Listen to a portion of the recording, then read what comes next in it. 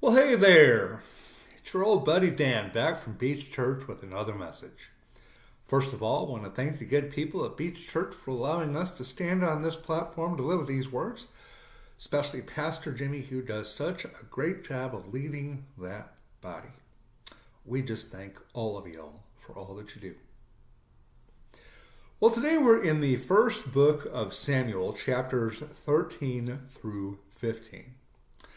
Chapter 13 begins with what would become the standard description of a king appointed to rule God's chosen people. Saul was 30 years old when he became king, Scripture records, and he reigned over Israel for 42 years. It seemed like the natural choice. After all, when we are introduced to Saul in 1 Samuel chapter 9, we are told Saul was the most handsome man in Israel, head and shoulders taller than anyone else in the land.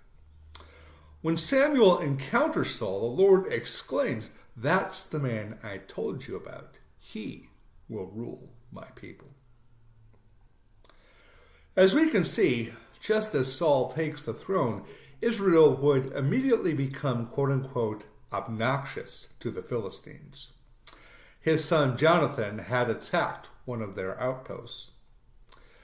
Although we will soon see how courageous Jonathan is, Scripture says that the troops Saul would assemble to defend Israel from the Philistines would quake with fear.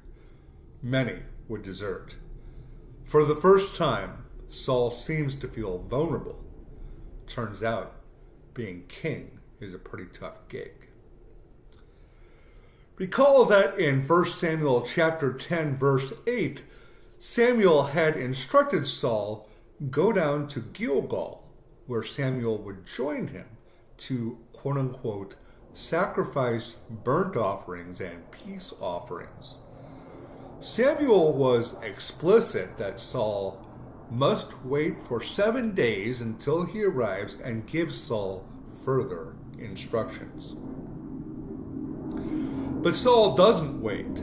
Fearing the worst, he offers up those sacrifices. When Samuel sees that, he rebukes Saul. "You have not kept the command the Lord your God gave you," so Samuel tells him. "If you had, he would have established your kingdom over Israel for all time." This was only the first of Saul's offenses.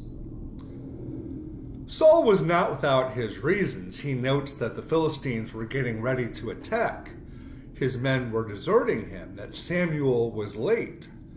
Gotta admit, that's a lot of pressure. I might feel compelled to make that offering myself to seek the Lord's favor.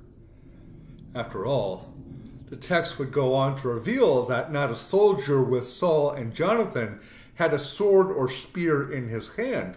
The Philistines made sure of that, economically sabotaging Israel's blacksmiths, putting them out of business. War by another means. It's one of those impossible moments. It seems like we've all been there. We might find ourselves down to our last pennies, not knowing how we're going to feed our kids. We turn to the Lord in desperation, and even so, we must sometimes wait.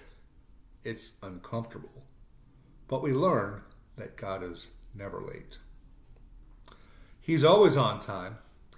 2 Timothy chapter 3, verse 16 to 17 says, "All Scripture is God-breathed and is useful for teaching, rebuking, correcting, and training in righteousness, so that the servant of God may be completely equipped for every good work." Here in 1 Samuel, the Lord is rebuking Saul through the word of his prophet. Moving into chapter 14, we see the courage of Jonathan. Undeterred, given his faith that the Lord would deliver them, he and his armor-bearer strike panic into the whole of the Philistine army. Saul, his army, even the men who had deserted the cause, pursue the Philistines. Scripture concludes, on that day, the Lord saved Israel. Even Even though they had slaughtered the Philistines, we note that Saul had made a vow that no one should eat until Saul had avenged himself on his enemies. Centuries earlier in Deuteronomy chapter 25 verse 4, Moses instructs, "Do not muzzle an ox while it is treading out the grain." Just as that ox should be allowed a share in the harvest it creates, so too should these soldiers have been fed.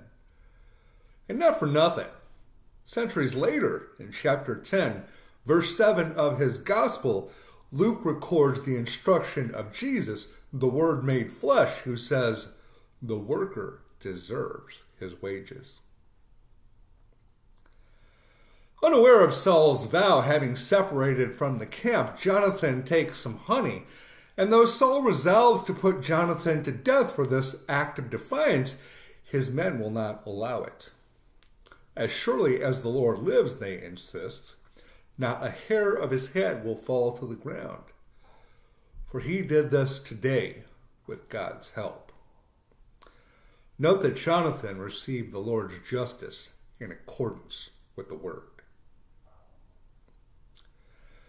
Moving into chapter 15, the Lord instructs Saul to completely wipe out the Amalekites. Recall that Deuteronomy chapter 25 verse 19 concludes, "You must wipe out Amalek so completely that no one will remember they ever lived." If you remember back in Exodus 17, the Amalekites attacked the Israelites as they came out of Egypt, picking off those lagging behind, too tired to keep up with the others. As you may imagine, the Lord found this a grievous act. He asked Saul to avenge his ancestors, and the Lord delivers the Amalekites into Saul's hands, as you would expect, but it seems that Saul spares the best of their sheep, cattle, fatted calves, and lambs, their king, and evidently many of his people. Given the text here in chapter 15, one might assume that only the king and some livestock survived, but later on in 1 Samuel chapter 30, we note that David is still struggling with the Amalekites. Saul evidently had spared many. The Lord shares his regret with Samuel that he ever allowed Saul to be king. Making matters worse, when Samuel seeks Saul out, Saul has been busy setting up a monument to himself. After all, he had attacked the Amalekites, taken their king prisoner, and his men plundered their livestock, supposedly to make sacrifices unto the Lord. Even if that's true, that's not what the Lord had instructed. As Samuel makes clear, the Father is more interested in obedience than sacrifice. The Lord was looking for a king who would stand in the gap when the armies surrounded, stand up to his men when he needed to, and ultimately stand for the justice of the Father. Well, that's all there is for today. I do appreciate the time and attention you give us to watch these videos.